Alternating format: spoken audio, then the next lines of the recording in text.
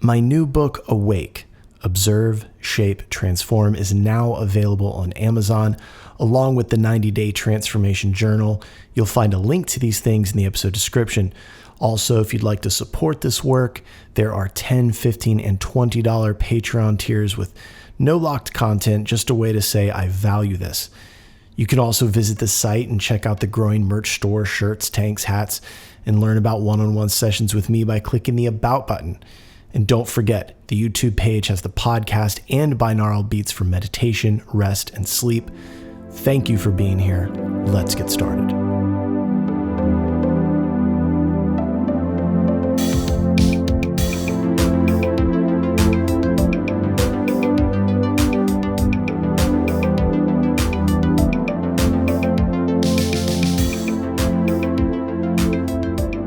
Welcome to the Infinite Spark of Being podcast. My name is Keith Welsh, and today we're going to look at another channeler. We're going to explore Pat Rodegast, the woman who gave voice to a being known as Emmanuel. We're going to talk about her life, her channeling, her connection with Ram Dass, and the times that she lived in. But more importantly, what this means to you and me right now, today in 2025. Now, I know some of you may roll your eyes when you hear the word channeling. God knows I always do. That's fine. I get it. It sounds weird. Somebody sits in a chair and they close their eyes and suddenly they're speaking with the voice of some higher being or entity from another dimension. It sounds like something you'd see on late night TV in the 80s, sandwiched between an ad for the psychic hotline and a juicer.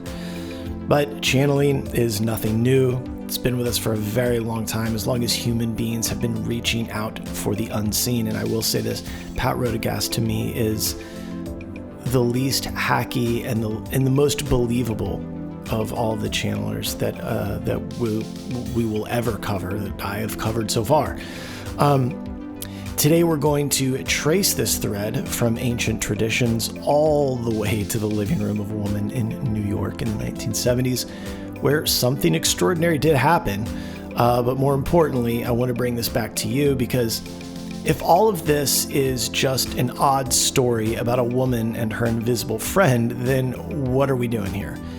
This has to be about your life, your practice, and how you can loosen the grip of fear and control and move toward a way of being that is more sustainable. So let's do it. Pat Rodegast and Emmanuel, Surrender and Love.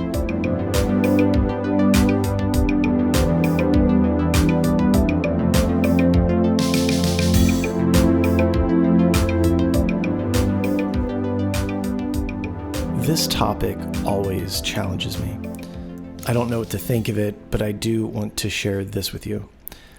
Christy said something the other day about Abraham, the being or beings channeled by Esther Hicks. She said something to the effect that when she reads it as if it were coming from source, in other words, when she suspends any disbelief and just takes it on its word, that it's a very deep emotional read. In other words, it rings true and it touches her. I thought that was very insightful, because that's exactly how I take the Bhagavad Gita. In fact, that's the instruction when it comes to any ancient text.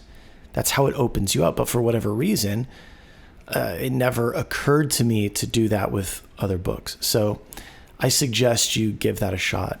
Try it as a thought experiment when you're reading any of this kind of channeled material and just, see how it feels. So before we get into Pat, let's zoom out a little bit.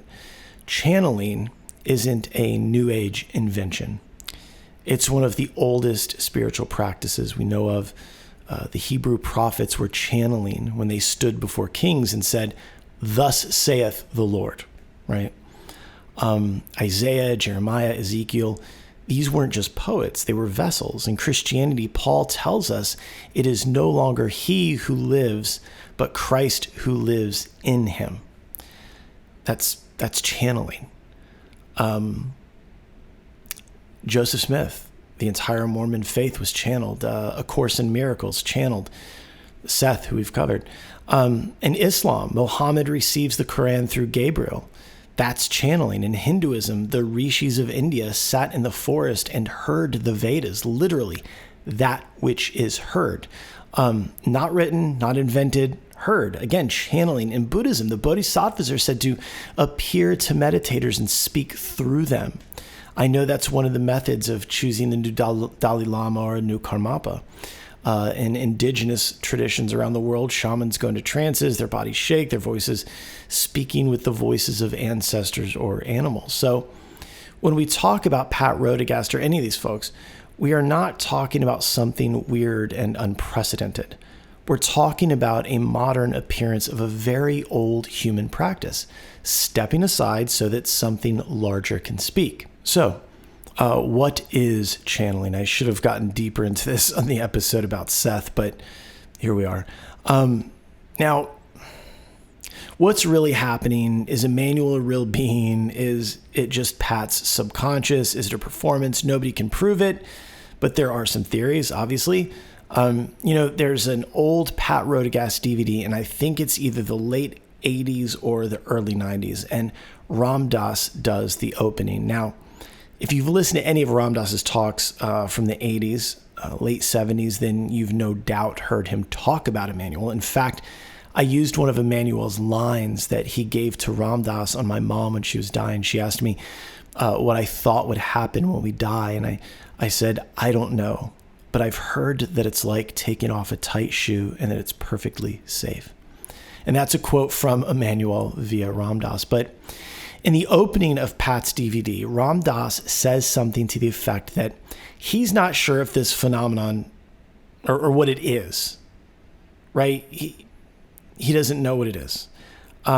Is she channeling some other being, or is she just kind of tapping into her higher self? The piece of her that knows, the Akashic field, if you will. Either way, what she was saying was true. And that's all that really mattered to Ram Dass. And honestly, that's all that should matter to any of us. So one theory says channeling is literal, right? The being is real, an angel, a guide, some disincarnate entity exists in another dimension. It uses the channel's body as an instrument. Another theory says it's psychological, that by bypassing the conscious mind, the channel gives voice to deeper wisdom from the unconscious or collective unconscious. Carl Jung would have called Emmanuel an archetype, the wise old man speaking from the depths of the psyche. And then there's the skeptical theory, that it's just made up, consciously or unconsciously, people are performing. But here's where I land. And it's where I invite you to land as well. Judge it by its fruits, right? Don't get hung up on whether Emmanuel is literally real. Just ask yourself, does it heal? Does it feel good? Does it free people from fear? Does it help you love better? And if it does, then something real is happening. It's that thing again where when we need something to be objectively true or objectively real, and worse, we need our beliefs to be objectively true and objectively real, and objectively true and objectively real for everyone around us, that becomes very difficult. And I believe that that is a bit of a trap. So let's talk about Pat's early childhood just a little bit. She was born in 1927 in Connecticut. She grew up Catholic, right? And that being the case, there was ritual and there was reverence around her, so she understood those things. But when she was just 4 years old, her father died. And that kind of loss really changes a person, especially at that age. It forces you to ask questions about life and death long before most people ask, right? Like, where did he go? Why am I still here? And those questions can either harden you or they can open you up. And for Pat, it made her porous, very sensitive to the unseen. Her childhood religion gave her forms and prayers, but she always felt that there was more, right? Something just out of reach. Later, she said she always had this sense that reality wasn't what her senses showed her. And I think a lot of people have that experience. I've talked about them on this podcast. And that's certainly been my experience, right? In fact, the older I get, the more I know that the unseen is real. And as a kid, I think that's where my interest came from, was just always having this weird feeling that there was something that I couldn't see or I couldn't quantify with the senses. So Pat didn't set out to be a channel, right? She wasn't advertising herself as a psychic. She was an artist, right? There's another common thread with this. We've talked about the creative mind. She was raising a child. She was trying to make sense of herself like anybody else. But in the 1960s, she was living in New York, and the city was buzzing with spiritual experimentation. Yoga was moving into the mainstream. Alan Watts was on the radio. People were reading Gurdjieff, Suzuki Roshi, and the Bhagavad Gita. Psychedelics were tearing holes in the old order. The air was full of incense and possibility. Pat joined meditation groups. She experimented with automatic writing, and then it happened. She began to hear a voice in meditation. Not the random noise in her head, but something clear. It was consistent, it was distinct, and it called itself Emmanuel, which means God with us, or I believe God within us. I don't know. Either way, over time, she allowed the voice to speak through her, first writing and then in her own voice at gatherings. People came, they listened, and what stuck with them wasn't just the words, but the energy. Emmanuel spoke about surrender, about love, about how death is safe. People left feeling lighter, they felt softer, and something had shifted. Emmanuel described himself as being beyond form, existing in a dimension where love is the only reality. He joked about not being able to have a bad hair day, but his message was always consistent. You are not your fear. Death is safe. Surrender is freedom. Love is all there is. And that can sound like a cliche if you just see it on paper, but when Emmanuel spoke through Pat, it landed differently. It wasn't Hallmark. It was piercing and tender at the same time. There's a lot of video out there of Pat channeling, and really, it's just different. I don't know how else to say it. It's more authentic. It's not performative. I invite you to search out her actually channeling before you read any of her stuff. It's I don't know. It hits me right. That's all I can really say. So Pat's work ended up eventually catching the attention of Ram Dass, the former Harvard psychologist, formerly Richard Alpert turned spiritual teacher, the author of Be Here Now and many other books, especially amongst those would be Polishing the Mirror, and someone who drastically changed the trajectory of my life. Ram Dass had sat at the feet of Neem Karoli Baba. He dropped his ego with psychedelics, studied Buddhism, Hinduism, Sufism. He wasn't easily impressed. But Emmanuel captivated him. Ram Dass began hosting evenings where Pat would channel Emmanuel and they would facilitate. They would work together. You can still hear a lot of those recordings. You can hear Ram Dass laughing, asking questions, Emmanuel responding with all this humor and clarity. Out of those evenings actually came Emmanuel's first book. It was called A Manual for Living Comfortably in the Cosmos. Ram Dass helped edit it. Then came book 2, The Choice for Love, and then book 3, What is an Angel Doing Here? These books became staples of these new age bookstores at the time. They're still in print today. I highly recommend you pick them up. I used to have the one titled Living Comfortably in the Cosmos. At times it was a bit too gentle for me, but there were times that it hit just right. And like most books of this nature, they are living documents. So that's the one I would probably recommend you start with. It's called Something Emmanuel, Living Comfortably in the Cosmos. So it's important to remember the cultural backdrop. By the 70s and 80s, people were leaving organized religion, but they were still really hungry for spirituality. Jane Roberts was channeling Seth. Jay-Z Knight was channeling Ramtha. Shirley MacLaine was on TV talking about past lives. Yoga studios were popping up everywhere. A Course in Miracles was circulating in spiritual communities. That's another channeled document. But people wanted something mystical but not dogmatic. And Emmanuel fit perfectly. He wasn't demanding. He wasn't predicting doom. He wasn't calling for a cult. He was just saying, hey, relax, surrender. Love is safe. Death is safe. It's all safe. yeah, like I said, at times it was a bit soft for me, especially at the time. I think now I kind of hear it a little differently, but you should definitely check it out. Now, Pat never sought the spotlight. I know that's hard for a lot of you to believe. She wasn't trying to be a guru. She lived quietly. She was writing, channeling, raising her child, just being a friend.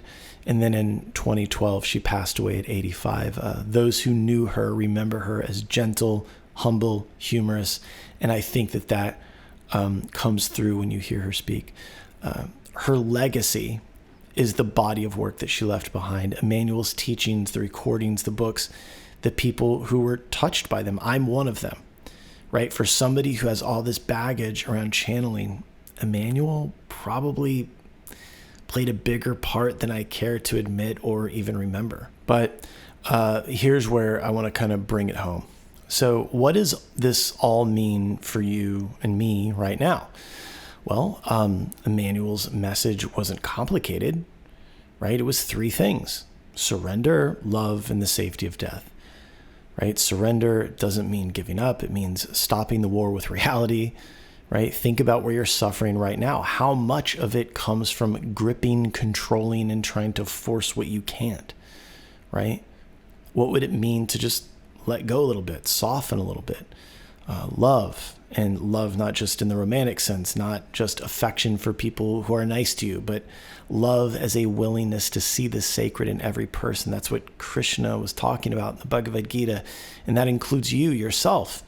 When you cut yourself off from love, you suffer. And if love is use the word compassion, I don't know. And then death. Emmanuel said it very plainly. Death is safe. Imagine living today as if you really believed that. Would you treat people differently, right? How would you live? What would you risk? And this is why I don't really care if Emmanuel is real, right? In the usual sense. It means it matters to me whether or not this lands for me, and it does land, right? I've had my own moments in meditation where something much bigger than me is speaking, and sometimes it's in words, sometimes it's not, sometimes it's a download, sometimes it's a knowing, right? We've all had that if you've sat long enough. And it always says essentially the same thing: stop managing, stop resisting.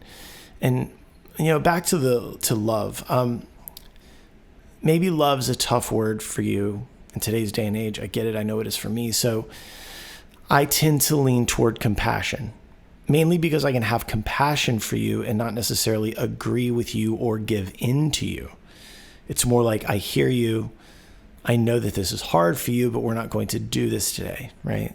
Like a parent with a child, or at least my parents with this child, not this current situation, whatever this is. So whether Emmanuel was an angel, a guide, or just the deepest part of Pat's own heart or subconscious speaking out, the message is the same. Surrender isn't losing. It's waking up. Love or compassion is not optional. It's the whole game. And death, the thing that you fear the most, is actually safe. That's what Pat Rodegast gave us. That's Emmanuel's legacy, and it's yours if you want it. Go get the books, find her videos, watch her on YouTube. Very good stuff. Anyway, I love you. Stay awake. Thank you. If the infinite spark of being has brought you any value, consider supporting the work. And you can do that by checking out Awake and the 90-Day Transformation Journal, both now available on Amazon. The links are in the description. If you want to support this work on a monthly basis, there are $10, $15, and $20 Patreon tiers that have no locked content yet, just support. You can also swing by the website, check out the merch store, learn more about working with me one-on-one, and as always, the YouTube page has full episodes as well as binaural beats to help you with your practice. So I'll see you next week. Thank you, and I love you.